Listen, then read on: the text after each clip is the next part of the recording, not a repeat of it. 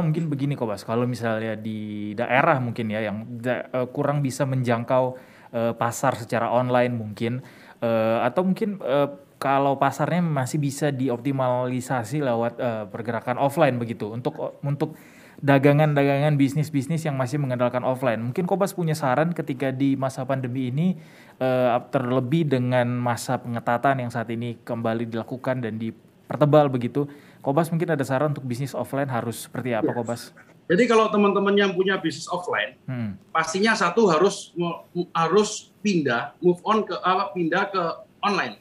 Salah satunya yaitu gampang kan, sekarang tinggal daftar kalau punya toko offline, tinggal daftar ke Tokopedia, Shopee, Bukalapak, ataupun bisa buka website sendiri. Tapi kalau kita open website sendiri kan susah ya, karena di portal-portal mereka bertiga besar itu kan banyak promo ya. Jadi mau nggak mau kita harus daftar. Jadi kalau udah kita daftar di Tokopedia, otomatis offline udah pindah ke online tuh Mas. Ya kan, itu udah bisa jualan online. Itu yang pertama. Kedua, setelah kita udah bisa terdaftar online, otomatis balik lagi digital marketing kita harus kuat. Yaitu tadi dengan menggunakan platform IG, TikTok. Mungkin dengan dua hal itu aja, itu sangat mempercepat penjualan kita untuk mengatasi offline tadi itu. Jadi intinya mau nggak mau dan harus kita pindah ke online. Nggak ada cara lain kalau untuk supaya kita bisa survive. Oke, jadi way out-nya cuma online ya? Tidak ada cara lain. Transformasi ke online ya penjualannya ya? Mungkin kalau Mas bisa lihat hampir semua sekarang prinsipal pun, distributor pun semua, apalagi dunia IT, udah masuknya ke online semua. Ya kan, kalau kita nggak cepat-cepat pindah ke offline terus bikin suatu sistem yang online, kelihatannya bersaing ke depan akan susah. Jadi apapun usahanya saat ini harus bisa dijangkau lewat online ya, Kobas ya, harus bisa mendigitalisasi usahanya. Dan secara branding kita harus menggunakan platform digital marketing, ya Instagram, ya TikTok, yang lagi hit ya.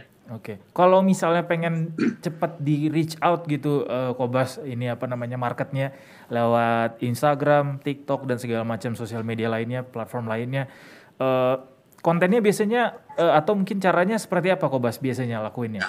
Kalau saya dari pengalaman pribadi nih ya, ya kita harus berkolaborasi, bersinergi dengan influencer. Oke.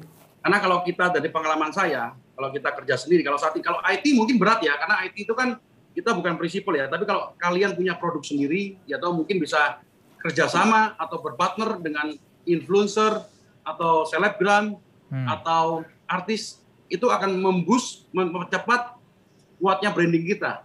Tapi kalau dengan jalan sendiri, kita nabungnya terlalu lama. Oke. Jaraknya tuh kita step-stepnya terlalu lama. Tapi kalau mau cepet, jos langsung kita bersinergi. Tapi kan ini juga punya modal yang cukup besar, Kobas, untuk bisa berkolaborasi dengan orang-orang yang Kobas tadi sebutkan. Enggak, itu ada dua cara. Kalau kita misalnya menggunakan mereka, itu kan juga bisa jadi BA. Kalau BA, kita perusahaan yang baru, pasti berat ya. Ya toh, apalagi kalau saya perusahaan IT juga berat, karena cuannya tipis. Tapi kalau andaikan kita punya teman ataupun kita punya produk yang bagus, terus sesuatu yang keren, kita bisa berpartnership. Ya kan, kita berpartnership, ya joinan. Kan itu nggak perlu harus keluar uang. Ya kan, kita berpartner, kita berkolaborasi dengan influencer, tapi dengan syarat produk kita harus bagus. Kalau produk kita acak-acakan ya susah juga, Mas. Oke, gitu. Mungkin biar bisa konkret gitu Kobas, praktiknya, pelaksanaannya di lapangan. Misalnya nih, ada pengusaha atau saya punya produk yang bagus. Untuk bisa menjalin kolaborasi dengan orang-orang yang Kobas tadi sebutkan, saya harus ngapain nih praktiknya? Di DM aja, Mas. Kan itu Instagram bisa DM tuh, DM aja artisnya. Mungkin bisa ketemu ataupun dikirimin sampelnya, siapa tahu berminat kan. Biasa waktu awal-awal seperti itu. Oke. Gitu. Ini ini yang tanpa modal tadi ya Kobas ya? Iya, tanpa modal kan. Kalau itu kan tinggal kalau memang produknya bagus ya. Tapi kalau produknya nggak bagus ya mungkin influencernya juga nggak berminat, Mas. Oh gitu, oke. Ya dong, itu pasti mereka juga pilih-pilih. Ya, tapi kalau memang produknya ternyata enak, bagus, terus berprospek, saya yakin pasti ada kesempatan. Yakin pasti akan ada kesempatan ya. Pasti. Berarti asalkan bisa menjamin produknya bagus, kemudian pilih influencer yang tepat, harusnya kesempatan itu ada ya Kobas ya? Pasti. Berarti... Tapi kalau kita jalan sendiri bisa juga? Ya bisa, cuma memang agak lama. Karena kita harus door to door mungkin, terus harus Instagram kita harus enak, itu. Ataupun kita bisa bagiin aja, misal DM, gue mau kirim makanan nih, coba nanti bantu endorse ya, juga bisa. Tapi memang peran dari influencer, peran dari selebgram saat ini sangat tinggi ya dengan kondisi saat ini ya untuk membranding produk kita dan memperkenalkan produk kita ke konsumen. Orang konsumen. Oke, itu juga sudah dirasakan oleh Kobas sendiri ya, Kobas ya? Setuju.